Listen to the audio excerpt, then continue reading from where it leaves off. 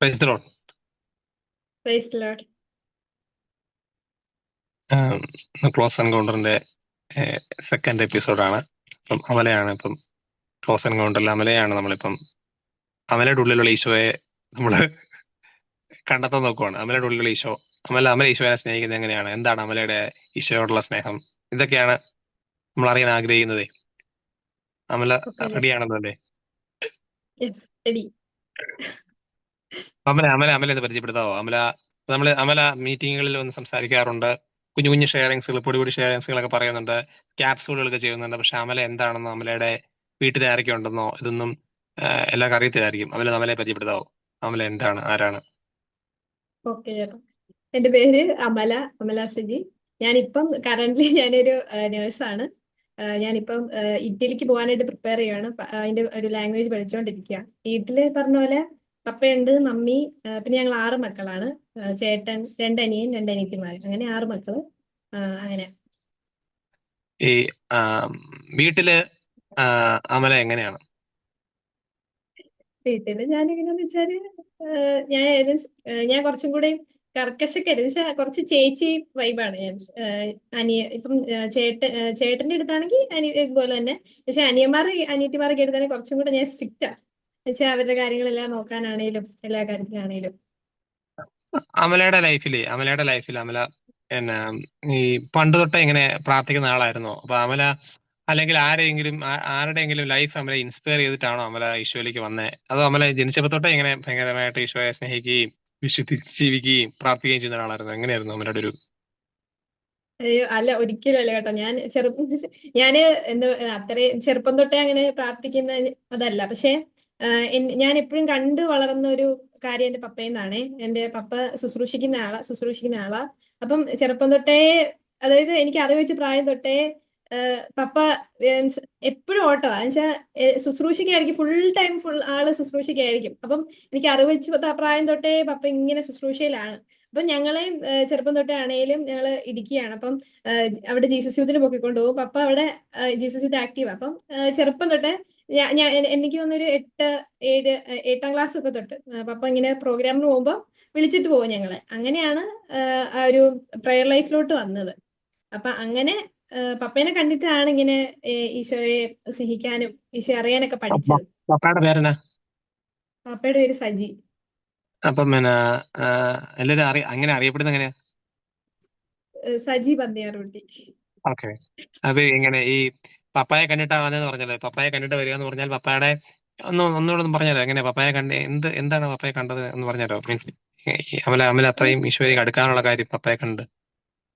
അതായത് പപ്പ എന്ന് പറയുന്നത് അത് ഞാൻ പറഞ്ഞല്ലോ, അതായത് ആദ്യം തൊട്ടേ ആള് ഭയങ്കരമായ രീതിയിൽ ആൾക്ക് വേറെ ജോലിയില്ല.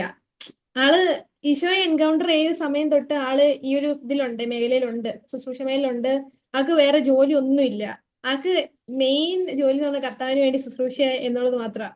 അപ്പം അപ്പം അപ്പനൊരു വിശ്വാസമുണ്ട് ഈശോയിൽ. അതായത് ഞങ്ങൾക്ക്, ഞാൻ പറഞ്ഞല്ലോ, ഒന്നുമില്ല. പക്ഷെ ഞങ്ങൾ 6 മക്കളുണ്ട്. എല്ലാം അപ്പം പറയുന്നത് എന്റെ കർത്താവ് എന്നെ നടത്തിക്കോളും എന്നൊരു വിശ്വാസം ഉറപ്പ് അപ്പനുണ്ട്. ആ ഒരു ബോധ്യം എപ്പോഴും ഞങ്ങൾക്ക് കിട്ടിയിട്ടുണ്ട്. അതായത് ഇപ്പൊ ഞങ്ങൾ ഒത്തിരി സാമ്പത്തികമുള്ള കുടുംബത്തിൽ നിന്നൊന്നും അല്ല. പക്ഷെ എല്ലാ കാര്യങ്ങളും ഇപ്പം നമുക്കറിയാം. 6 മക്കളെന്ന് പറയുമ്പോഴത്തേനും നമുക്ക് ചിന്തിക്കാൻ പറ്റില്ല. 6 മക്കളുടെ പഠിത്തം, കാര്യങ്ങൾ എല്ലാം നോക്കണം. ഇന്നത്തെ കാലത്ത് എന്തോരം നമുക്കറിയാലോ. അപ്പം അതിന് പോലും ഈശോ ഒരു കുറവ് വരുത്തിയിട്ടില്ല. അപ്പന്റെ ആ ഒരു ഈശോയിലുള്ള ഒരു മുറുക്ക് പിടുത്തമുണ്ട്. അതായത് ഇനിയിപ്പം ഒരു പൈസയുടെ ആവശ്യം വന്നാൽ പോലും ഈശോ ഇങ്ങനെ എത്തിച്ചു കൊടുക്കും. കാരണം ഈശോയ്ക്ക് വേണ്ടി ഇങ്ങനെ ചത്ത് കിടക്കുന്ന ഒരു വ്യക്തി ഈശോ വെറുതെ വിടുത്തില്ല എന്ന് കണ്ടുപഠിച്ച ഒരു വ്യക്തിയാണ് ഞാനേ. അപ്പൊ അങ്ങനെ ഒരു ഇതാണ് എന്റെ മനസ്സിൽ വരുന്നേ, ഈശോയിലുള്ള ഒരു... ഏതെങ്കിലും സമയത്ത് അമല ഇങ്ങനെ പപ്പയോട് ചോദിച്ചിട്ടായിരിക്കും പപ്പ എന്തെങ്കിലും നടക്കുന്നത്, അല്ലെങ്കിൽ ഇപ്പം എന്റെ കാര്യങ്ങൾ നോക്കണം, അങ്ങനെ ദേഷ്യപ്പെട്ട ഒരു സമയം ഉണ്ടായിരിക്കുമല്ലോ, അല്ലെങ്കിൽ പപ്പ ആ സമയത്ത് നമ്മളോട് ഇങ്ങനെ ചില കാര്യങ്ങൾ പറഞ്ഞു തന്നിട്ടുണ്ടായിരിക്കുമല്ലോ. അങ്ങനെ എന്തെങ്കിലും ഒരു മൊമെന്റ് എടുക്കാനുണ്ടോ പറയാൻ? അങ്ങനെ ഒരു മൊമെന്റ് എന്ന് പറഞ്ഞാല്, ഇപ്പം ഞാനും ഇപ്പൊ ഞങ്ങൾ ഒത്തിരി കുറച്ചും കൂടെ വളർന്നു വന്നപ്പോഴത്തേനും നമുക്ക് കാര്യങ്ങളൊക്കെ നമുക്ക് ചിന്തിക്കാലോ. ഇങ്ങനെ പോയാൽ പറ്റില്ല, ഇത്രയും പിള്ളേരുണ്ട്. അപ്പം നമുക്ക് എന്തെങ്കിലും കുറച്ചും കൂടെ നമുക്ക് ഫിനാൻഷ്യലി കുറച്ച് കാര്യങ്ങളും കൂടി സൈഡായിട്ട് എന്തെങ്കിലും നോക്കണം എന്നിങ്ങനെ ഞാനും ചേട്ടനൊക്കെ പലപ്പോഴും പറയുമ്പോഴും അപ്പം പറയുന്നൊരു കാര്യമുണ്ട്. ഇന്ന് വരെ ഇത്രയും നാളും ഞാൻ തന്നെയാ എല്ലാരെയും നോക്കിയേ. എനിക്കൊരു വിശ്വാസമുണ്ട്, ഈശോയാണ് അത് നടത്തുന്നത്. എൻ്റെ അപ്പൻ എൻ്റെ കൂടെ ഉള്ളപ്പം എനിക്ക് അതിന്റെ ആവശ്യം വരില്ല. ഇത്രയും നാളും എന്റെ മക്കളെയും കർത്താവിന് ഇവിടെ വരെ എത്തിക്കാമെങ്കിൽ ഇനിയും ഒരു കുറവും ഒരു പ്രശ്നവും ഇല്ലാണ്ട് കർത്താവിന് മുന്നോട്ട് കൊണ്ടുപോകാനും പറ്റും എന്നാണ് എപ്പോഴും അപ്പൻ അതാ പറയുന്നത്. ഞങ്ങൾ ചോദിക്കുമ്പോഴൊക്കെ ആണെങ്കിൽ തന്നെ ഞങ്ങളോട് അങ്ങനെ പറഞ്ഞു തരുന്നത്. ഇപ്പൊ അപ്പനെ കുറിച്ച് ആലോചിക്കുമ്പോൾ ഉള്ളിൽ തോന്നുന്ന കാര്യം എന്താ? പണ്ട് ഇങ്ങനെ അമല പണ്ട് ഇങ്ങനെ പറഞ്ഞിട്ടില്ലേ, പണ്ട് അപ്പൻ ഇങ്ങനെ സ്ട്രഗിൾ ചെയ്ത് നമ്മളൊക്കെ ഇങ്ങനെ ഒരു വണ്ടിയിലൊക്കെ കയറി ലിഫ്റ്റ് കയറി വന്ന് ഇങ്ങനെ ലിഫ്റ്റ് അടിച്ച് വന്നിട്ട് എന്തോ അങ്ങനെ എന്തോ പണ്ട് ഷെയർ ചെയ്യാം, അതൊന്ന് ഷെയർ ചെയ്യാവോ ഒരു കാര്യം? അത് വേറെ ഒന്നല്ല. അതായത് ഞങ്ങള് ഞാൻ പറഞ്ഞില്ല, ഇപ്പം പപ്പ ഫുൾ ടൈം എന്റെ ചെറുപ്പകാലത്തിൽ അപ്പൻ എന്നും ഇങ്ങനെ, അപ്പനെ ആകെ കാണാൻ കിട്ടുന്നത് രാത്രിയിൽ എപ്പോഴേലും മിന്നായ്മയിലെ കണ്ണൊക്കെ തുറക്കും പപ്പ ഇങ്ങനെ വന്ന് രാത്രി വരുന്നു. അതായത് രാവിലെ പ്രോഗ്രാമിന് പോയിരിക്കും, രാത്രി വരുന്നു, ഡ്രസ്സ് മാറിയിട്ട് അടുത്ത പ്രോഗ്രാമിന് പോകുന്നു, വെളുപ്പിന് തന്നെ പോകുന്നു. ഇത് തന്നെയാണ്. അപ്പൊ ഇടയ്ക്കൊക്കെ കാണത്തുള്ളൂ. അപ്പൊ എനിക്ക് പേഴ്സണലി ഭയങ്കര സങ്കടമാണ്. ഞാൻ ഇങ്ങനെ ഇടയ്ക്ക് കാര്യമൊക്കെ ചെയ്യും അപ്പൊ ഇങ്ങനെ ഗേൾസ് അങ്ങനെ ഭയങ്കര ഒരു ഇതാവുക. അപ്പം അതായത് ഞങ്ങളെ ആറ് മക്കളെയും ആദ്യത്തെ ചേട്ടനെ മാത്രം ഫുള്ള് സപ്പോർട്ട് ഉണ്ടായിരുന്നു. അമ്മയുടെ വീട്ടിലാണെങ്കിലും പപ്പയുടെ വീട്ടിലാണെങ്കിലും നോക്കിക്കൊണ്ട് വരാനൊക്കെ. പക്ഷെ ഞങ്ങൾ മക്കൾ കൂടുന്നതനുസരിച്ച് എല്ലാരും ഇങ്ങനെ പറയും, ഇത്രയും പിള്ളേർ ഇതൊക്കെ അതൊക്കെ പറയുമ്പോഴത്തേനും പിന്നെ എല്ലാ കാര്യങ്ങളും പപ്പയെ നോക്കുന്നത് വെച്ചാൽ ഒരു മൂന്നാമത്തെ കൊച്ചൊക്കെ തൊട്ട് ഞങ്ങൾ ഒത്തിരി വീട്ടിൽ വാടകയ്ക്ക് കിടന്നു. ഞങ്ങൾക്ക് ആദ്യം വീടൊന്നും ഇല്ലായിരുന്നു. ഞങ്ങൾ തറവാട്ടിൽ ഒരുമിച്ചായിരുന്നു. പിന്നെ അവിടുന്ന് ഞങ്ങൾ പോന്നു. പിന്നെ ഞങ്ങൾക്ക് അത് കഴിഞ്ഞ് ഞങ്ങൾ 5-6 വീട്ടിൽ കൂടെ വാടകയ്ക്ക് കിടന്നിട്ടാണ് ഞങ്ങൾ ഒരു വീടൊക്കെ ഈശോ തന്നത്. അപ്പം ആ സമയത്തൊക്കെ അമ്മ ഗർഭിണിയായിരിക്കുമ്പോഴും അമ്മ പ്രസവത്തിന് ഗർഭിണിയായിരുന്നപ്പോഴൊക്കെ തന്നെയാണെങ്കിലും എല്ലാ കാര്യങ്ങളും നോക്കുന്നത് പപ്പയാ. ഇപ്പം എൻ്റെ ഒരു അനിയൻ ഉണ്ടായി കിടന്നപ്പോ തന്നെ എല്ലാ കാര്യം അമ്മയ്ക്ക് തന്നെ എല്ലാം ചെയ്യാൻ പറ്റത്തില്ലല്ലോ, അമ്മ കിടക്കുവാണിക്കുമല്ലോ. അപ്പം ആ സമയത്ത് രാവിലെ അപ്പന് പ്രോഗ്രാമിന് പോകണം, ഈ കാര്യങ്ങൾ നോക്കണം. അപ്പൊ അമ്മേനെ എല്ലാ കാര്യങ്ങളും നോക്കുന്നത്, എല്ലാ വീട്ടിലുള്ള എല്ലാ കാര്യങ്ങളും നോക്കി ഫുഡൊക്കെ സെറ്റ് ആക്കിയിട്ട് അപ്പൻ പ്രോഗ്രാമിന് പോവും. അപ്പം അവിടെ പ്രോഗ്രാം സമയത്ത് അവരൊക്കെ പറയും, സജി അന്നത്തെ കാലത്ത് വണ്ടിയൊന്നുമില്ല അപ്പന്, ബസ്സിനും ഇതിനൊക്കെയാ പോകുന്നത്. അപ്പം അവിടെ ഉള്ളവർ പറയും, സജി എന്നാ പിന്നെ ഇവിടെ സ്റ്റേ ചെയ്തിട്ട് നാളെ രാവിലെ പോവാലോ. അപ്പം അപ്പന്റെ ചിന്ത വീട്ടിൽ വന്നിട്ട് ഈ ബാക്കി പിള്ളേരെ സ്കൂളിലൊക്കെ വിടണമെങ്കിൽ അപ്പം തന്നെ നോക്കണം. അപ്പൊ അങ്ങനെ രാത്രി വരും. ഇപ്പൊ രാത്രി വണ്ടി ഒന്നുമില്ല. അങ്ങനെയുള്ള സമയത്ത് പപ്പ വരുന്നത് ഇങ്ങനെ ലോറിക്കൊക്കെ കൈ കാണിച്ച വലിയ പാണ്ടി ലോറിയൊക്കെ രാത്രി ഓടുമല്ലോ. അപ്പൊ അങ്ങനെ അവിടെയുള്ള കൈയൊക്കെ കാണിച്ചാൽ അപ്പൊ കയറി വരുന്നത്. അപ്പൊ വെളുപ്പിനെ വരും. വെളുപ്പിനെ വന്ന് ഉറക്കമൊന്നും ചിലപ്പം കാണത്തില്ല. അപ്പം അങ്ങനെ വന്നിട്ട് വെളുപ്പിനെ കാര്യങ്ങളൊക്കെ ഇപ്പം ചില സമയത്ത് ഞങ്ങൾ വാടകയ്ക്ക് താമസിച്ചുകൊണ്ട സമയത്ത് വാട്ടറിന്റെ സൗകര്യം, വെള്ള സൗകര്യം ഒന്നും ഉണ്ടായില്ല. അപ്പം താഴെ ഒരു ഓലിയിൽ പോയിട്ട് വെള്ളം കോരിയിട്ട് വേണം. അപ്പം അതൊക്കെ പപ്പയെ ചെയ്യുന്നേ. ഞങ്ങളൊക്കെ കണ്ടു വളർന്ന. അപ്പൊ പപ്പ പോയി വെള്ളം കോരും, എന്നിട്ട് കൊണ്ടുപോയി ഞങ്ങൾക്ക് എല്ലാം സെറ്റാക്കി തന്നിട്ട് പപ്പ അടുത്ത് ശുശ്രൂഷിക്കും. അപ്പൊ ഇങ്ങനെ ഒരു ഓട്ടോ. ഇപ്പൊ ഈ കഴിഞ്ഞ ഞങ്ങൾക്ക് കുറച്ച് നാളുകളായിട്ടുള്ള ഒരു സ്കൂട്ടി വണ്ടി ഉള്ളൂ. അല്ലാത്ത സമയത്തൊക്കെ എല്ലാ ശുശ്രൂഷയ്ക്ക് പോകുന്നതും കാര്യങ്ങളൊക്കെ പപ്പ ഈ ബസ്സിനും ലോറിക്കും അങ്ങനെയൊക്കെ കയറിയാണ് ശുശ്രൂഷയ്ക്ക് പോയിക്കൊണ്ടിരുന്നത്. അപ്പൊ ആ ഒരു ഓർമ്മയാണ് എന്റെ മനസ്സിൽ. ഈ ഇങ്ങനെ ഇത് പറയുമ്പോഴേ നമുക്ക് ഇങ്ങനെ ഭയങ്കര സന്തോഷം തോന്നും. കാരണം ഇങ്ങനെ നമുക്ക് ഇപ്പൊ പല ആൾക്കാരും ഇങ്ങനെ ഈ ചില ആൾക്കാര് വീട്ടിലെ കാര്യങ്ങൾ മറന്നിട്ട് പോയി ശുശ്രൂഷ ചെയ്യാറുണ്ട്.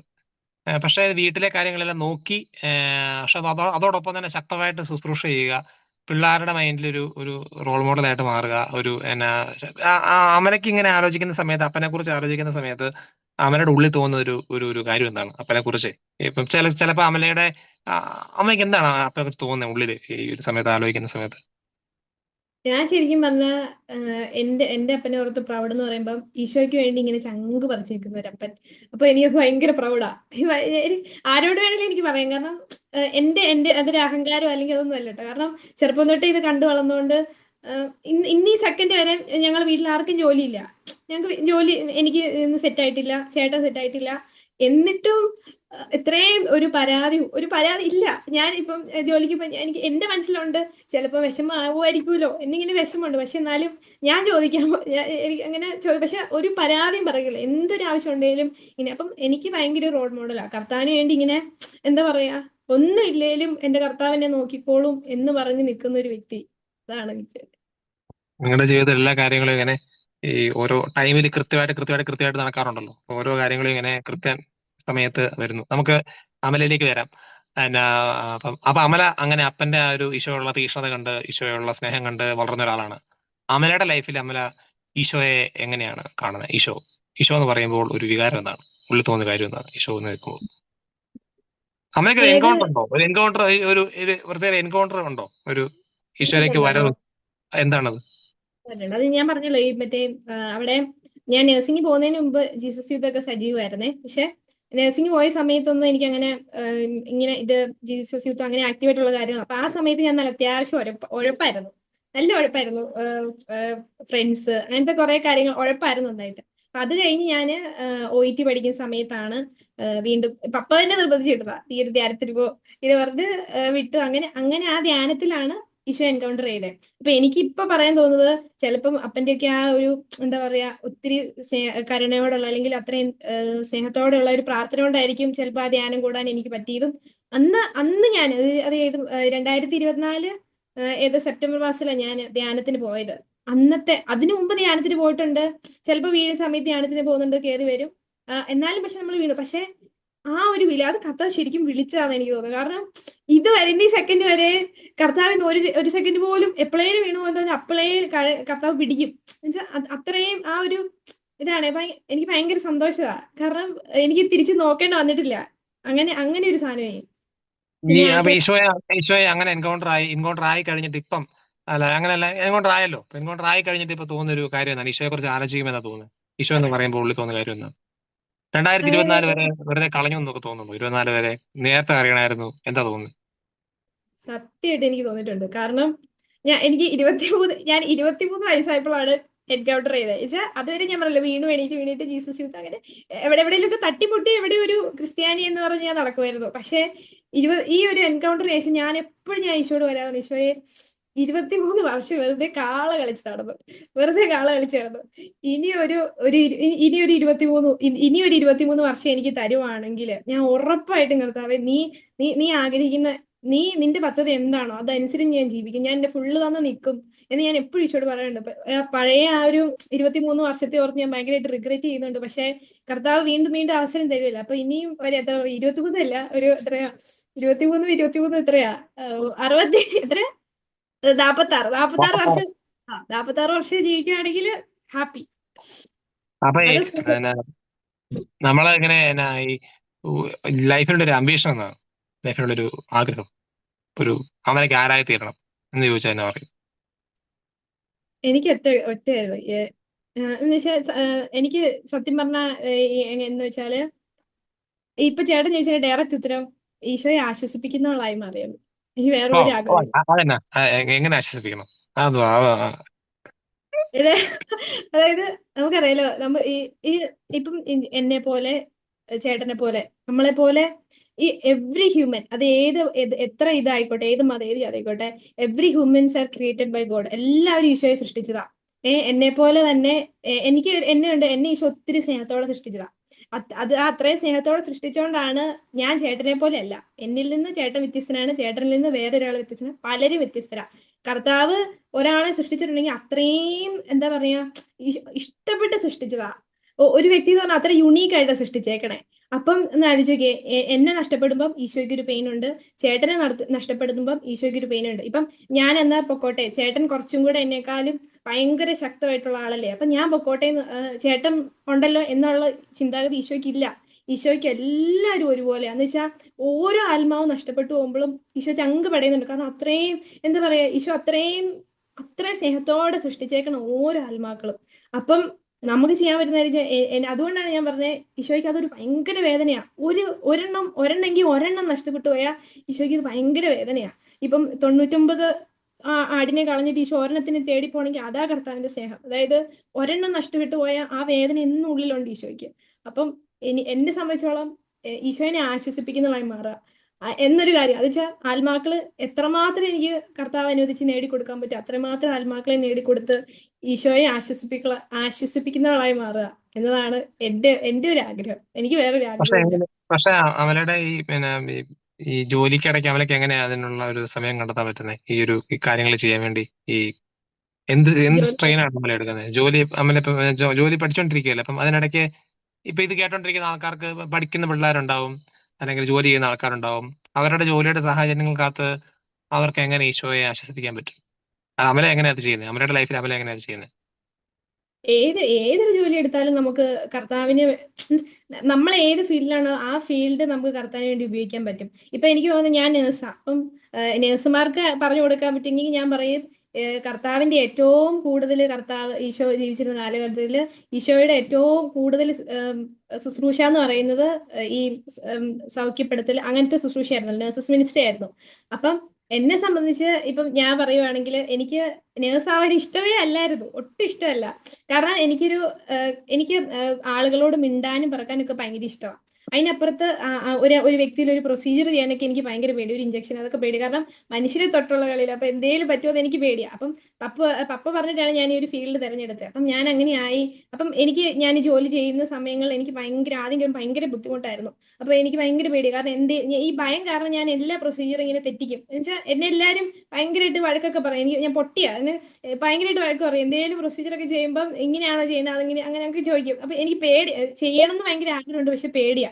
പക്ഷെ അപ്പം എന്താ പറയും, ഈശോ അപ്പൊ എനിക്ക് പറഞ്ഞു തരും, ഞാനായിരുന്നെങ്കിൽ ഓരോ രോഗിയെ മീൻസ് എന്റെ സിറ്റുവേഷനിൽ ഞാനാണെങ്കിൽ ഓരോ രോഗിനെ നീ ഞാൻ എങ്ങനെ നോക്കിക്കാണും അതുപോലെ നീ കാണാൻ പഠിക്കാൻ തുടങ്ങി. അപ്പൊ അങ്ങനെ ഈശോ എനിക്ക് പറഞ്ഞു തന്നപ്പോ ഞാൻ ചെയ്ത ഒരു കാര്യം എന്ന് വെച്ചാല്, ഇപ്പം ഞാൻ എക്സാമ്പിൾ പറയണേ, ഒരു ഇഞ്ചക്ഷൻ വെക്കുവാണെങ്കിൽ തന്നെ ഞാനിപ്പോ ഇങ്ങനെ പറയും, ഈശോയെ നിന്റെ സ്നേഹമായി ഇഞ്ചക്ഷൻ സിറിഞ്ച് ഫുൾ എടുക്കും നിന്റെ സ്നേഹമാ. അപ്പൊ എന്നിട്ട് ഞാൻ പറയും, ഈശോയെ നിന്റെ സ്നേഹം ഒരാളോട്ട് കുത്താൻ പോവാ, അപ്പൊ നീ തന്നെ കുത്തിക്കോന്ന് പറയും. അപ്പൊ ഈശോയുടെ സ്നേഹം കുത്തും. അപ്പൊ അത് കറക്റ്റ്, അത് എനിക്കൊരു ഭയത്തിനപ്പുറം ഈശോയുടെ സ്നേഹം അവർക്ക് കൊടുക്കുന്നതെന്നൊരു തോന്നല. അപ്പൊ അതിന്റെ കൂടെ തന്നെ എനിക്ക് അവർക്ക് വേണ്ടി പ്രാർത്ഥിക്കാൻ പറ്റും. ഓരോ രോഗി വരുമ്പോ അവർക്ക് വേണ്ടി അവർ എന്തെങ്കിലുമൊക്കെ വിഷമം പറയൂല, അപ്പൊ നമുക്ക് അവരെ ചെന്ന് കണ്ട് എന്നാ ഈശോ കൂടെ ഉണ്ട് എന്നൊക്കെ പറയാൻ പറ്റുമല്ലോ. ഒരു എക്സാമ്പിളും കൂടെ പറയുവാണ്. അതായത് ഒരു ദിവസം ഇങ്ങനെ ഒരു ചേട്ടൻ ഇങ്ങനെ വന്നു. ആളിങ്ങനെ ഭയങ്കര മദ്യപാനിയായിരുന്നേ. ഹോസ്പിറ്റലിൽ വന്നു. അപ്പൊ ആൾക്ക് അവിടെ ഇഞ്ചക്ഷൻ ഇടാനായിട്ട് ഭയങ്കരമായിട്ട് എന്തോ ഇതായിട്ട് വന്നതാ. അപ്പം ആൾക്ക് അവിടെ അപ്പം ആളുടെ ഡ്രിപ്പൊക്കെ ഇട്ടിട്ട് ഞാൻ അവിടെ അത് കണക്ട് ചെയ്യാൻ വേണ്ടി നിൽക്കും. അപ്പൊ ഇങ്ങനെ ചേട്ടൻ ഭയങ്കരമായിട്ട്, ചേട്ടന്റെ കൂടെ ഭാര്യ ഒന്നുമില്ല, വേറെ ഒരു ചേട്ടനുള്ള. അപ്പൊ ഇങ്ങനെ ആ ചേട്ടൻ ഇങ്ങനെ ഭയങ്കര പരാതി, അവൾ അങ്ങനെയാ, ഭാര്യനെ പറ്റിയാന്ന് തോന്നുന്നു, അവൾ അങ്ങനെയാ, അവൾ എൻ്റെ കൂടെ വന്നില്ല, അവൾ ഇങ്ങനെയാന്നൊക്കെ പറഞ്ഞു. അപ്പൊ ഞാൻ ചേട്ടനോട് ചുമ്മാ ഇങ്ങനെ ചോദിച്ചു, എന്താ ചേട്ടൻ അങ്ങനെ ഭാര്യ വരാത്തതിന്റെ കാരണം എന്നാ? അപ്പൊ ഇങ്ങനെ പറയും, മോളെ അതിന് ഭാര്യ എൻ്റെ കൂടെ വരില്ല, അവള് ഈ ഭയങ്കര ഞാൻ കള്ളു കുടിക്കുന്ന അവൾക്ക് ഇഷ്ടമല്ല, അവൾ ഇങ്ങനെ എപ്പോഴും ഇങ്ങനെ പറയും. അപ്പൊ ഞാൻ പറഞ്ഞു, അപ്പൊ ചേട്ടന്റെ കള്ളുകൂടി നിർത്തുവാണെങ്കിൽ ഭാര്യ വരത്തില്ലേ കൂടെ എന്നിങ്ങനെ ഞാൻ ചോദിച്ചു. അപ്പൊ എന്റെ മോളെ എനിക്ക് പറ്റണ്ടേ, ഞാൻ എത്ര നാളെ ശ്രമിച്ചതാ, അത് ചേട്ടന്റെ അവസ്ഥയാണ്. അപ്പൊ ഞാൻ പറഞ്ഞു, ചേട്ടൻ സാരമില്ല പോട്ടെ, ഭാര്യ വരൂന്നേ. എന്നിട്ട് ഞാൻ പറഞ്ഞു, ചേട്ടന് വേണ്ടി ഞാൻ ഇന്ന് തൊട്ട് പ്രാർത്ഥിക്കാം എന്ന് പറഞ്ഞേ. ഞാൻ ഇങ്ങനെ പറഞ്ഞു. അപ്പൊ ചേട്ടൻ പറഞ്ഞു, എന്റെ മോളെ ജീവിതത്തിൽ ആദ്യമായിട്ട് ഒരാൾ പറയുന്നത് എനിക്ക് വേണ്ടി ഇങ്ങനെ പ്രാർത്ഥിക്കാന്നൊക്കെ. അപ്പൊ എന്റെ പേരൊക്കെ ചോദിച്ചു. അപ്പൊ ചേട്ടന്റെ പേര് ഞാൻ പ്രാർത്ഥിക്കാൻ കേൾക്കുന്ന ആൾക്കാരുടെ പേരൊക്കെ എഴുതിയെടുക്കും, അപ്പൊ പ്രാർത്ഥിക്കാലോ. അപ്പൊ അങ്ങനെ ഞാൻ ചേട്ടന്റെ ആ ഒരു ഇത് പേരൊക്കെ എഴുതിയിട്ട് ഞാൻ പോണു. അപ്പൊ ഞാൻ പറഞ്ഞു വന്ന ഒരു കാര്യം, അതായത് ചിലപ്പം പ്രാർത്ഥിക്കാനൊന്നും ആരില്ല, ഇങ്ങനെയൊക്കെ വരുന്ന ഓരോ രോഗികൾക്ക് വേണ്ടിയും നമ്മുടെ ഒരു ആശ്വാസമാക്കും മതി അവരെ ഹീൽ ചെയ്യാനേ. അപ്പൊ നമുക്ക് അവിടെ ഈശോയുടെ കൈയായി മാറാൻ പറ്റും. ഏതൊരു ഫീൽഡാണേലും, ഏതൊരു ഫീൽഡാണേലും നമുക്ക് ഓരോരുത്തർക്കും വേണ്ടി പ്രാർത്ഥിക്കാനും അവരെ ചേർത്ത് പിടിക്കാനൊക്കെ പറ്റും. അതിന് കർത്താവ് അമല സമയം അമല ഇങ്ങനെ പേരുകൾ എഴുതിയെടുക്കുവോ? പ്രാർത്ഥിക്കാൻ ആൾക്കാർ പറയുന്നവരുടെ പേരൊക്കെ എഴുതിയെടുക്കാറുണ്ടോ? പറയുന്നവരുടെ പേരൊക്കെ എന്നിട്ട് എന്നിട്ട് എന്നിട്ട് എന്ത് ചെയ്യുന്നത്? എന്നിട്ട് ഇപ്പൊ വീട്ടിൽ പോയി പ്രാർത്ഥിക്കുവോ? വീട്ടിൽ പോയില്ല, ഞാൻ അത് എന്നിട്ട് അത് ഇങ്ങനെ എവിടെയെങ്കിലും കുറിച്ചിട്ടിട്ട് ഞാൻ വീട്ടിൽ പോയിട്ട് ഒരു ലിസ്റ്റ് ആക്കും, ഇങ്ങനെ ഒരു പേരുള്ള ലിസ്റ്റ്. എന്നിട്ട് ഞാൻ ഇങ്ങനെ അത് ഫോണിൽ ഫോട്ടോ എടുത്ത് വെക്കും. എന്നിട്ട് ഞാൻ സമയം കിട്ടുമ്പോഴൊക്കെ ഒരു നന്മ നിറഞ്ഞവർക്ക് ചെല്ലാനൊക്കെ സമയം കിട്ടും. ചിലപ്പോൾ അത് കിട്ടത്തില്ല, അപ്പൊ മൊത്തത്തിൽ ഒരു നന്മ നിറഞ്ഞവരുമേ ചൊല്ലും, എനിക്ക് കിട്ടിയ ആത്മാക്കൾക്ക് വേണ്ടി. അങ്ങനെ ചെയ്യും ഞാനിങ്ങനെ. അപ്പൊ അമല ഇങ്ങനെയൊക്കെ ചെയ്യുന്ന കാണുമ്പോ അമലയുടെ ഈ ഈ ഹോസ്പിറ്റലിലുള്ള ആൾക്കാരൊക്കെ ഇപ്പൊ അമലേനെ ഇവള് പ്രാർത്ഥനക്കാരിയെ പൊട്ടിയ അങ്ങനെയൊക്കെ പറയാറുണ്ടോ? അങ്ങനെ ഒരു എന്താ അവരെന്നാ പറയുന്നത് അമലെ കുറിച്ച്? നമ്മളങ്ങനെ ഈശോയെ സ്നേഹിക്കുന്നൊക്കെ കാണുമ്പോ അവരുടെ അഭിപ്രായം എന്നാ അങ്ങനെ കാണുമ്പോ? ചിലരൊക്കെ നല്ല വെച്ചാൽ നമ്മളെ ഈശോ ഒത്തിരി ഇഷ്ടമുള്ളവരുണ്ട് കേട്ടോ. ഈശോ ഒത്തിരി ഇഷ്ടമുള്ളവരുണ്ട്. അപ്പൊ അവരിങ്ങനെ അങ്ങനെയാ ഈശോ, അപ്പൊ അവര് നമ്മളോട് ഈശോനെ പറ്റിയൊക്കെ പറയാനും കേൾക്കാനൊക്കെ കൂടും. പിന്നെ നമ്മൾ ഇങ്ങനെ എന്ന് പള്ളി പോകണമെന്നൊക്കെ പറയുമ്പോ അവർ കേൾക്കും. ചിലര് നമ്മളെ ഒഴിവാക്കും, നല്ല രീതിക്ക് ഒഴിവാക്കും. അന്നേരം എന്നാ തോന്നുന്നു? അന്നേരം എന്നാ തോന്നുന്നേ അങ്ങനെ ഒഴിവാക്കുമ്പോ? കാരണം ആദ്യം ഇത് എനിക്ക് കേൾക്കുന്ന ചില ആൾക്കാർക്ക് എങ്ങനെ അവരുടെ ഫീൽഡിൽ അവര് ചിലപ്പോൾ ഈശോയെ പ്രഘോഷിക്കാത്തതൊക്കെ ചിലപ്പം ഇങ്ങനെ ഒരു പേടിയുള്ളതുകൊണ്ടായിരിക്കുമല്ലോ. ആൾക്കാർക്ക് എന്നാ തോന്നും, അങ്ങനെയുള്ള ഒരു പേടിയുള്ളതുകൊണ്ട് പ്രഘോഷിക്കാത്ത ആൾക്കാർ കാണുമല്ലോ. അപ്പൊ അവരുടെ അപ്പൊ അമല എന്താ അങ്ങനെ ഒരു സാധനം തന്നെ ചെയ്യുന്ന അമലേനെ അങ്ങനെ ആൾക്കാർ അഗേൻസ്റ്റ് ചെയ്യുന്നു, അഗേൻസ്റ്റ് ആയിട്ട് ചിന്തിക്കും? ആദ്യമൊക്കെ എനിക്ക് നല്ല വിഷമോ വെച്ചാ, നമ്മളിങ്ങനെ കർത്താവിനെ കൊടുത്ത് കത്തി നിൽക്കുമ്പോ ആദ്യം തന്നെ പറയും അടിച്ച് താഴെ ഇടും. അപ്പൊ പിന്നെ നമുക്ക് വിഷമാവും. അപ്പൊ ഞാൻ ഇങ്ങനെ വിഷമാണേലും ഞാൻ എനിക്ക് എന്ത് വിഷമം ഉണ്ടെങ്കിലും ഞാൻ ഈശോയോട് പോയി പറയും. വിശുദ്ധ കുർബാനയ്ക്ക് പോയി പറയും. അപ്പൊ ഞാൻ ഈശോയോട് പോയി പറയും, ഈശോ ഇങ്ങനെ കാര്യങ്ങൾ അങ്ങനെ കാര്യങ്ങളൊക്കെ പറയും. അപ്പൊ എനിക്കൊരു ആശ്വാസം കിട്ടും. പിന്നെ ഒരു എനർജി കിട്ടും. വീണ്ടും പറയും, വീണ്ടും നാണംകിടും, വീണ്ടും പറയും. എപ്പോഴേലും കർത്താവ് ഏതേലും ഒരു സാധനം ഇടൂന്നേ. അപ്പൊ നമുക്ക് എപ്പോഴേലും ഒരു ആത്മാവിനെ നമുക്ക് രക്ഷിക്കാൻ പറ്റും. പിന്നെ നമ്മള് ഒത്തിരി പറഞ്ഞിട്ടും ആത്മാവ് മീൻസ് അവര് ഇങ്ങനെ തന്നെയാണെങ്കിൽ നമുക്ക് അവർക്ക് വേണ്ടി പ്രാർത്ഥിക്കാം എന്നുള്ളതേ ഉള്ളൂ. അല്ലാണ്ട് എത്ര പറഞ്ഞാലും നമുക്ക് പ്രാർത്ഥിക്കാം. എന്നാ ഏതെങ്കിലും സമയത്ത് എന്നാ പിന്നെ അവര് പറഞ്ഞ കേട്ടിട്ട് അങ്ങ് അഡ്ജസ്റ്റ് ചെയ്തേക്കാം, അത് വേണ്ടതങ്ങ് ഈശോയെ അങ്ങനെ അങ്ങനെ അങ്ങനെ ഗിവപ്പ് ചെയ്തേക്കാൻ തോന്നിയിട്ടുണ്ടോ? കർത്താവിനെ ഗിവപ്പ് ചെയ്തേക്കാം ഈ ഭയങ്കര പ്രഷർ വരുമ്പോഴേ. പ്രഷർ വരുമ്പോ ദൈവം അനുഗ്രഹിച്ച് ഇതുവരെ എനിക്ക് അങ്ങനെ തോന്നിയിട്ടില്ല സത്യമായിട്ടും. അമലയുടെ ഒരു ദിവസം എങ്ങനെയാ, ദിവസത്തിൽ എങ്ങനെയാ അമല ഈ രാവിലെ പ്രാർത്ഥിക്കുന്നത് എപ്പോഴാണ്, അല്ലെങ്കിൽ എങ്ങനെയാണ് അമലയുടെ ലൈഫിൽ പ്രയർ ലൈഫ് ഒരു ദിവസം എടുത്തിട്ടുണ്ടെങ്കിലേ ഒന്ന് പറയാമോ? ഒരു ദിവസം എടുത്ത് വെച്ചെന്ന് പറയുമ്പം ഇപ്പം ഇപ്പം ജോലി ചെയ്യാത്ത ഇപ്പം ഞാൻ ജോലി ഇല്ലാത്ത ദിവസമാണെങ്കിൽ ഞാൻ എല്ലാ ദിവസവും രാവിലെ പള്ളി എനിക്ക് നിർബന്ധമാണ്. രാവിലെ തന്നെ പള്ളിയിൽ പോകണം എനിക്ക് നിർബന്ധമാണ്. അത് എത്ര റിസ്ക് എടുത്തിട്ടാലും രാവിലെ തന്നെ ഞാൻ പള്ളിയിൽ പോകാറുണ്ട്. അപ്പം രാവിലെ ഞങ്ങൾക്ക് ഇവിടെ 6 മണിക്കും ഉണ്ട്, 5:45 കുർബാന. ഞാൻ 5:45 പ്രിഫർ ചെയ്യും. എന്നിട്ട് ഒരു 4:45 അലാറം വെച്ച് എഴുന്നേറ്റ് 5 മണിക്ക് ഞങ്ങൾ എല്ലാവരും കൂടി പള്ളിയിൽ പോകും. ഞാനും അമ്മയും അനിയത്തിമാരും കൂടെ പള്ളിയിൽ പോകും. എന്നിട്ട് തിരിച്ചു വരും. എന്നിട്ട് പിന്നെ ഇവർക്ക് പിള്ളേർക്ക് സ്കൂളിലൊക്കെ പോകാനുള്ളതുകൊണ്ട് അമ്മേനെ ഹെൽപ്പ് ചെയ്യും അവിടെ. അമ്മേനെ എന്തെങ്കിലുമൊക്കെ ഹെൽപ്പ് ചെയ്യും, കാരണം നല്ല റഷ് ആ സമയത്ത്. അപ്പൊ അമ്മേനെ ഹെൽപ്പ് ചെയ്യും. പിന്നെ എന്തെങ്കിലുമൊക്കെ പണി ചെയ്യും. പിന്നെ എന്തെങ്കിലും മിനിസ്റ്റർ വീട്ടിൽ ഇരിക്കുന്ന സമയങ്ങളാണെങ്കിൽ വീഡിയോ എഡിറ്റ് ചെയ്യാനുള്ള വീഡിയോ ഒക്കെ എഡിറ്റ് ചെയ്യും. പിന്നെ അതുപോലെ തന്നെ ആ സമയത്തൊക്കെ ഫ്രീ ആയിട്ട് കിട്ടുന്ന സമയമാണെങ്കിൽ ഞാൻ കുറെ ജപമാലയൊക്കെ ചെല്ലും. ഇങ്ങനെ ജപമാലയും കരുണക്കൊന്തയും അങ്ങനെ കുറെ ജപമാല ചൊല്ലും. പിന്നെ അതുപോലെ തന്നെ ഞാൻ വീട്ടിൽ ഇരിക്കുന്ന ദിവസമാണെങ്കിൽ പേഴ്സണൽ പ്രയർ ചെയ്യുന്ന 3 മണി ഉച്ചയ്ക്ക് 3 മണിക്കായിരിക്കും ചെയ്യുന്നത്. അപ്പം അതെനിക്ക് ഭയങ്കര ഇഷ്ടമാണ്, ഉച്ചയ്ക്ക് 3 മണിക്ക്. അപ്പൊ കുറെ സമയം കിട്ടും, കുറെ സമയം ഇങ്ങനെ ഇരിക്കാം ഈശോയുടെ മുന്നിൽ. അത് കഴിഞ്ഞ് പിന്നെ അങ്ങനെ ഒരു ദിവസം അങ്ങനെ പഠിക്കാനുണ്ടെങ്കിൽ എന്തെങ്കിലുമൊക്കെ പഠിച്ചു. ഏറ്റവും കൂടുതൽ എന്നാ നമ്മളിങ്ങനെ ഇപ്പൊ അമലയ്ക്ക് ഇപ്പൊ ഒരു എന്നാ ഈ അമലയുടെ ഒരു ശക്തി സ്രോതസ് എന്ന് പറഞ്ഞാൽ ഇപ്പൊ എന്തായിരിക്കും? അതായത് ഇങ്ങനെ എന്താ പറയണേ, ഇങ്ങനെ നിൽക്കാനായിട്ട് ഒരു ശക്തി സ്രോതസ് കാണുള്ളൂ ഭയങ്കരമായിട്ട് ഇങ്ങനെ നമ്മുടെയൊക്കെ ഒരു സ്രോതസ്സായിട്ട് എന്താ അമലയ്ക്ക് ശക്തി സ്രോതസ്സായിട്ട് എന്താ പറയാൻ പറ്റും? എന്റെ അനുഭവത്തിൽ എനിക്ക് ഫസ്റ്റ് വിശുദ്ധ കുർബാന, അത് ഉം. വിട്ടൊരു കളിയില്ല. രണ്ടാമത് പരിശുദ്ധ അമ്മ. ഇത് രണ്ടും ഇത് രണ്ടും ഞാൻ പറയുകയാണെങ്കിൽ ഞാൻ എന്തൊക്കെ ഇപ്പൊ ഇങ്ങനെ നിൽക്കുന്നുണ്ടെങ്കിൽ അതിന് ഒറ്റ ഒരു കാരണം വിശുദ്ധ ബലിയിൽ എന്നെ കെട്ടിയിട്ടിട്ടുള്ള ആ ഒരു ബോധ്യത്തോണ്ട് മാത്രമാണ് ഞാൻ ഇപ്പൊ ഇങ്ങനെ നിൽക്കുന്നത്. അല്ലെങ്കിൽ ഞാൻ പണ്ടേ വീണു പോയിനെ. എന്തൊക്കെയോ പ്രശ്നങ്ങളൊക്കെ വരുമ്പോഴത്തേനും നമ്മൾ ഡൗൺ ആയി പോവുമല്ലോ. പക്ഷെ ആ സമയത്ത് പോലും എല്ലാ ദിവസവും രാവിലെ ഞാൻ പോയി ഈശോയുടെ സന്നിധിയിൽ ഇരിക്കും. എനിക്ക് ഈ ഓരോ ദിവസം കുർബാനയ്ക്ക് പോകുമ്പോൾ എനിക്ക് എന്റെ വീട്ടിൽ പോകുന്ന ഒരു അനുഭവം എന്ന് വെച്ചാൽ സ്വർഗം മൊത്തം ഇങ്ങനെ ഉണ്ടല്ലോ, മാലാഖമാര് വിശുദ്ധര്. ആ അൽത്താര തന്നെ ഒരു സ്വർഗമാണല്ലോ. അപ്പൊ അവരിങ്ങനെ വന്ന് നിൽക്കും. അപ്പൊ ഞാൻ എന്റെ വീട്ടിൽ പോയിട്ട് വീട്ടിൽ നിന്ന് എന്റെ ജോലിക്ക് പോകുന്ന പോലെ ഞാൻ എങ്ങോട്ട് പോയാലും എനിക്ക് തോന്നുന്നത്. അപ്പം നമ്മളിപ്പോ എവിടെ ജോലിക്ക് പോയാലും നമ്മൾ വീട്ടിൽ വരുമല്ലോ, ആ ഒരു എനിക്ക് വീട്ടിൽ പോകുന്ന ഒരു അനുഭവം ഓരോ വിശുദ്ധ കുർബാനയ്ക്ക് പോകുന്നത്. അപ്പം എന്നെ ആ ബലിപീഠത്തിൽ എന്നെ കെട്ടിയിട്ടിട്ടുള്ളത് കൊണ്ട് മാത്രമാണ് ഞാനിങ്ങനെ നിൽക്കുന്നത്. ഈ എന്നാ പണ്ട് 2023 സമയത്ത് ഇങ്ങനെ കുർബാനയ്ക്ക് പോകാറില്ലായിരുന്നല്ലോ. യെസ്. ഇപ്പോഴാണല്ലോ പോകാൻ തുടങ്ങിയത്, 2024 കഴിഞ്ഞപ്പോഴാണല്ലോ പോകാൻ തുടങ്ങിയത്. അപ്പം എന്നാ അന്നേരം ഇങ്ങനെ അപ്പൊ അന്നേരം 2021 പോകാൻ പറ്റിയിട്ടില്ല, ഇപ്പോഴാണെങ്കിൽ എന്നും കുർബാനയ്ക്ക് പോകുന്നു. അപ്പൊ അവരൊക്കെ തന്നെ ഒരു വ്യത്യാസം ഫീൽ ചെയ്യുന്നുണ്ടല്ലോ. അപ്പം അന്ന് എന്തുകൊണ്ടായിരിക്കും അപ്പൊ നമുക്ക് പല ആൾക്കാരും കുർബാനയ്ക്ക് പോകാറില്ലല്ലോ, എല്ലാം ഇങ്ങനെ ഇതുപോലെ സ്നേഹിക്കാൻ പറ്റുന്ന പല ആൾക്കാർക്കും. എന്തുകൊണ്ടായിരിക്കും അവർക്ക് ഈ കുർബാനയെ സ്നേഹിക്കാൻ പറ്റാത്തത്? അമലയ്ക്ക് എന്തുകൊണ്ടായിരിക്കും അമലയ്ക്ക് അങ്ങനെ ഒരു ലൈഫ് ഉള്ളത് പറയാലോ. പണ്ട് എന്തുകൊണ്ടായിരിക്കും പല കുർബാനയെ സ്നേഹിക്കാൻ പറ്റാത്തത്? എന്തുകൊണ്ടായിരിക്കും ഈശോയെ സ്നേഹിക്കാൻ പറ്റാത്തതുകൊണ്ടായിരിക്കും? ചിലപ്പം നമ്മളൊക്കെ എന്താ പറയാ, ചില അന്ധത നമ്മളെ ബാധിക്കുമെന്ന് പറയുമല്ലോ. ചിലപ്പോൾ നമ്മൾ തിരിച്ചറിയാൻ വൈകി പോകുന്നതായിരിക്കും. എല്ലാവരുടെയും ലൈഫിൽ അങ്ങനെ ഉണ്ടല്ലോ ചില പാപമേഖലകൾ. അപ്പം നമ്മൾ ചിലപ്പം ഒന്നെന്ന് പറയുന്നത് നമ്മൾ കൊടുക്കുന്ന പ്രയോറിറ്റിയാ. ചിലപ്പം ലോകത്തിന് പ്രയോറിറ്റി കൊടുക്കുന്നെങ്കിൽ എപ്പോഴും ലോകത്തിലോട്ട് ചാഞ്ഞിക്കാനായിരിക്കുമല്ലോ ആൾക്കാർക്ക് ഇഷ്ടം. അപ്പൊ അങ്ങനെ വരുമ്പോൾ നമ്മൾ ഈ ഒരു മേഖല, ഈ ഒരു വിശുദ്ധമായ ജീവിതം, ആ ഒരു സംഭവമൊക്കെ നമ്മുടെ മുന്നിൽ അടഞ്ഞു കിടക്കുമായിരിക്കും.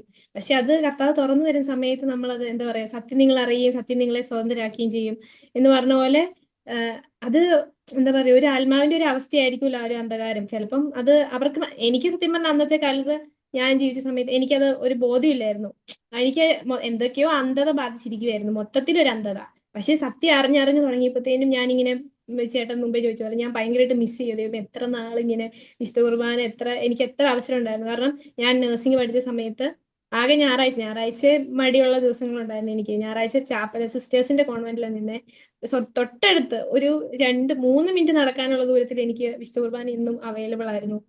പക്ഷെ എനിക്ക് മടിയായിരുന്നു. എല്ലാ ദിവസവും എനിക്ക് പോകായിരുന്നു. പക്ഷെ അതൊക്കെ ഞാൻ ഇന്ന് ഭയങ്കരമായിട്ട് മിസ് ചെയ്യുന്നുണ്ട്. കാരണം ഇനി ജോലിക്ക് പോകുമ്പോഴാണെങ്കിൽ പോലും എനിക്ക് അറിയത്തില്ല, അപ്പം കിട്ടുമോ ഒന്നൊന്നും അറിയത്തില്ല. പക്ഷെ ഇപ്പൊ ഞാൻ എത്ര മാക്സിമം, അതുകൊണ്ട് ഞാൻ എന്ത് റിസ്ക് എടുത്ത് ഞാനിപ്പം ഓരോ ദിവ്യബലി ഞാൻ രാവിലെ തന്നെ പോകാൻ ശ്രമിക്കും. അപ്പൊ അത് ചില സമയത്ത് ഒരു ആത്മാവിന്റെ എന്താ പറയാ ഒരു അന്ധതയായിരിക്കും. അങ്ങനെയുള്ള സമയത്ത് നമ്മൾ എന്താ പറയാ പ്രാർത്ഥിക്കുക. ഈ ഈ അമലിങ്ങനെ പറഞ്ഞപ്പോ എന്റെ മനസ്സിൽ വരുന്ന വചനം, ഇതാ ഞാൻ വാതിൽ മുട്ടുന്നു, നിങ്ങൾ എനിക്ക് വാതിൽ തുറന്നു തന്നാൽ ഇതിന്റെ അടുത്തേക്ക് വരികയും നമ്മൾ ഇരുന്ന് ഭക്ഷണം കഴിക്കുകയും ചെയ്യും. നമ്മളിങ്ങനെ തുറന്നു കൊടുക്കാന്നുള്ളത്. അപ്പൊ അമല ഇങ്ങനെ അത് കൃത്യസമയം തുറന്നു കൊടുത്തു. അല്ലെങ്കിൽ അമല അതിന്റെ ഒരു സ്വാതന്ത്ര്യം ഉണ്ട്. അവൾ തുറന്നു കൊടുത്തുകൊണ്ടാണ് അമലക്ക് ഈശോനെ ഇങ്ങനെ അനുഭവിക്കാൻ പറ്റുന്നത്. അമല ഈ നവരത്തിനകത്ത് ഇങ്ങനെ ശക്തമായിട്ട് ചെയ്തുകൊണ്ടിരിക്കുന്ന കാര്യം എന്ന് പറഞ്ഞാൽ ലോകത്തിന് വേണ്ടി പ്രാർത്ഥിക്കുന്ന ഒരു മിനിസ്ട്രി, വേൾഡ് ഇന്റർസെഷൻ മിനിസ്ട്രീനെയാണ് അമല ലീഡ് ചെയ്തുകൊണ്ടിരിക്കുന്നത്. അപ്പോൾ ലോകത്തിലുള്ള എല്ലാ മേഖലകൾക്ക് വേണ്ടി നമ്മൾ പ്രാർത്ഥിച്ചുകൊണ്ടിരിക്കുകയാണ്. അപ്പം ആ ഒരു മിനിസ്ട്രി തിരഞ്ഞെടുത്ത് അമല ഇങ്ങനെ പ്രാർത്ഥിച്ചുകൊണ്ടിരിക്കുന്ന സമയത്തെ അവൻ എന്തുകൊണ്ടാണ് ആ ഒരു മിനിസ്ട്രി ലീഡ് ചെയ്യാൻ കാര്യം? അവന് ഭയങ്കര ത്രില്ഡ് ആണ് ആ ഒരു കാര്യം ചെയ്യാനായിട്ട്. എല്ലാവർക്കും വേണ്ടി നമ്മൾ പ്രാർത്ഥിക്കുന്നു, എല്ലാ കാര്യങ്ങൾക്കും വേണ്ടി പ്രാർത്ഥിക്കുന്നു. അവൻ അതിങ്ങനെ എടുത്തതിനകത്ത് അവനെ ഭയങ്കര അഭിമാനം അവൻ ഒരുപാട് പ്രാർത്ഥിക്കാൻ പറ്റുന്നുണ്ട്. അവനെ ഇങ്ങനെ ഭയങ്കര സന്തോഷിക്കുന്ന ഞാൻ കണ്ടിട്ടുണ്ട്. അത് ഒരുപാട് പേർക്ക് വേണ്ടി പ്രാർത്ഥിക്കാൻ അവനക്ക് ഇങ്ങനെ പറ്റുന്നു. ആൾക്കാരെ കൊണ്ട് പ്രാർത്ഥിപ്പിക്കാൻ അവൻ ലീഡ് ചെയ്യുന്നു. എന്താണ് അവനക്ക് ഫീൽ ചെയ്യുന്നത്? നമ്മൾ അങ്ങനെ ഒരുപാട് പേർക്ക് വേണ്ടി പ്രാർത്ഥിക്കുന്നതിനെ കുറിച്ച് അവനക്ക് എന്താ തോന്നുന്നത്? നമ്മൾ എല്ലാവരും എല്ലാ ദിവസവും ആത്മാക്കൾക്ക് വേണ്ടി പ്രാർത്ഥിക്കണം എന്ന് അമലയുടെ ലൈഫിൽ നിന്ന് പറയാൻ പറ്റും. ഒന്ന് പറയാമോ അത്? അതായത് ബാക്കിയുള്ള ഫീൽഡ് വെച്ച് നോക്കുമ്പോൾ എനിക്ക് ഞാൻ പറയാം, പണ്ട് ജീസസ് യൂത്തിൽ പപ്പയുടെ കൂടെ പോകുന്ന സമയത്ത് ഞാൻ പറഞ്ഞിട്ടുണ്ടല്ലോ, എനിക്ക് ആദ്യം എന്നെ ഏൽപ്പിച്ചിരിക്കുന്ന മിനിസ്ട്രി ഇന്റർസെഷൻ മിനിസ്ട്രി ആയിരുന്നു. ബാക്കി കുറെ മിനിസ്ട്രീസ് ഉണ്ടായിരുന്നു. അന്നും എന്നെ അതറിയില്ല, അത് ഈശോ ആഗ്രഹിക്കുന്നുണ്ട് തോന്നുന്നു, എന്നെ അവിടെ ഇന്റർസെഷനുമായിട്ട് ബന്ധപ്പെട്ട സ്ഥലത്ത് തന്നെ പിടിച്ചിടുക എന്നുള്ളത്. കാരണം എനിക്ക് ഭയങ്കര ഇഷ്ടം ആത്മാക്കൾക്ക് വേണ്ടി പ്രാർത്ഥിക്കാൻ. എന്നുവെച്ചാൽ ഒരു ആത്മാവിന് ഇങ്ങനെ കർത്താവ് ഇപ്പൊ കാണിച്ചു തരുവാണെങ്കിൽ പോലും എനിക്കിങ്ങനെ ഞാൻ എത്ര സ്ട്രഗിൾ എടുത്ത് ഞാൻ അവർക്ക് വേണ്ടി പ്രാർത്ഥിക്കും. ഞാൻ അഹങ്കാരം പറയുന്നല്ലോ, കർത്താവിന്റെ ആ ഒരു കൃപ കൊണ്ട്, പരിശുദ്ധാത്മാവിന്റെ ആ ഒരു കൃപ കൊണ്ട് എനിക്ക് ഭയങ്കര ഇഷ്ടമാണ്. ഇങ്ങനെ നമുക്കൊരു വേദന വരുമല്ലോ. അപ്പൊ ഞാനൊരു എക്സാമ്പിൾ പറയുകയാണെങ്കിൽ, ഇപ്പം ഞങ്ങളുടെ ഇവിടെ ഒരു കോതമംഗലത്ത് പോകുന്ന അവിടെ ഒരു പാർക്കുണ്ട്. അപ്പം അവിടെ ഒത്തിരി പേര്, നമുക്ക് പാർക്ക് എന്ന് പറയുമ്പോൾ നമുക്ക് ചിന്തിക്കാൻ പറ്റത്തില്ല. പല കാര്യങ്ങളാന്ന് വെച്ചാൽ നമ്മൾ ബസ്സിലൊക്കെ പോകുമ്പോൾ നമുക്ക് അങ്ങോട്ട് നോക്കാൻ പോലും പറ്റാത്ത രീതിയിൽ ഒത്തിരി ഇപ്പം കപ്പിൾസ് ആണ്, അങ്ങനെ ഒത്തിരി പിള്ളേരെ യൂണിഫോം അങ്ങനെ അങ്ങനെ നമുക്കത് കാണുമ്പോൾ വിഷമം തോന്നും. അപ്പൊ ആദ്യമുള്ള സമയത്ത് ഞാൻ അവരെ ഭയങ്കരമായിട്ട് ആ സിറ്റുവേഷൻ നമ്മളൊരു ഒരു ടീംസിനെ കാണുമ്പോൾ നമ്മളിങ്ങനെ വിധിക്കൂലോ, ഇവര് എവിടുന്ന് വരുന്നത്, ആ ഒരു ടൈപ്പ് ആയിരുന്നു. പക്ഷേ ഈ നന്മ വരുത്തി വന്നു കഴിഞ്ഞപ്പോ ഉണ്ടല്ലോ, ഈ ശോഭ ചേച്ചിയുടെ ഒക്കെ ആ ഒരു ഇങ്ങനെ ആത്മാക്കളെ നേടാനുള്ള അഭിഷേകം, അത് ഇതിങ്ങനെ പകരപ്പെടും. അത് ടെസ്റ്റ് ചേച്ചി പറഞ്ഞ പോലെ അഭിഷേകം പകരപ്പെടും. അപ്പൊ നിങ്ങൾ ആത്മാക്കൾ എന്ന് പറയുമ്പോ പിന്നെ എനിക്ക് ആത്മാക്കളെ കാണുമ്പോ എനിക്ക് ഭയങ്കര വിഷമം. എന്നെ പോലെ തന്നെ സൃഷ്ടിച്ച ഒരു ആത്മാവല്ലേ അവിടെ നശിച്ചു പോകുന്നേ. അവരും അന്ധത ബാധിച്ചവരെ എന്തേലൊക്കെ ഇതായിരിക്കും, പക്ഷെ അവര് നശിച്ചു പോകണല്ലോ. അപ്പൊ അങ്ങനെയാകുമ്പോ എനിക്ക് സങ്കടമൊക്കെ വന്നിട്ട് ഞാൻ ഇങ്ങനെ മുട്ടുകുത്തിയൊക്കെ ഇങ്ങനെ പ്രാർത്ഥിക്കും. ഞാൻ അവർക്ക് വേണ്ടി കുറെ കരഞ്ഞൊക്കെ പ്രാർത്ഥിക്കുക. അപ്പൊ അങ്ങനെ ഒരു ദാഹമാണ് സത്യം പറഞ്ഞാൽ. ആ ഒരു ദാഹമാണ് ശരിക്കും ഒരു ദാഹം കിട്ടിയാൽ മതി കർത്താവിന് വേണ്ടി ആത്മാക്കളെ നേടുന്ന ഒരു ദാഹം കിട്ടിയാൽ മതി, പിന്നെ നമ്മൾ എന്തും ഏറ്റെടുക്കാൻ റെഡി. അപ്പൊ അത് കർത്താവിന്റെ വലിയൊരു കൃപയല്ലേ. അപ്പൊ അങ്ങനെ ഒരു ഇതായിട്ടാണ് എനിക്ക് ആ ഒരു മേഖല എങ്ങനെ കാണുന്നത്. എനിക്ക് ദാഹം ഇപ്പം ഇങ്ങനെ പറഞ്ഞുകൊണ്ടിരിക്കുന്ന സമയത്ത് ഇപ്പൊ ഒരാൾ ചിന്തിക്കുക, എങ്ങനെ എനിക്ക് ദാഹം കിട്ടുന്ന എനിക്ക് അറിയില്ല ചേച്ചി എന്നൊരാൾ ചിന്തിച്ചാൽ എന്താണ്? അയാൾക്ക് എങ്ങനെയാ ദാഹം കിട്ടുക? അയാൾക്ക് ദാഹം കിട്ടുന്നില്ല, അയാൾക്ക് ഈശോയെ സ്നേഹിക്കാൻ പറ്റത്തില്ല, അയാൾ എന്താ ചെയ്യണ്ടേ? അതൊറ്റ കാര്യമുള്ളൂ, പ്രാർത്ഥിച്ചാൽ മതി. പ്രാർത്ഥിച്ച് ഈ മദർ തെരേസ ഒരു പ്രാവശ്യം ഇങ്ങനെ ഏതൊരു ഇന്റർവ്യൂവിന് സമയത്ത് ഇങ്ങനെ ആൾക്കാർ ചോദിച്ചു, എനിക്ക് പ്രാർത്ഥിക്കാൻ അറിയത്തില്ല, അങ്ങനെ ചോദിച്ചപ്പോഴത്തേനും പുള്ളിക്കാരി ഒറ്റ മറുപടി പറഞ്ഞോളൂ, പ്രേ പ്രേ പ്രേ പ്രേ.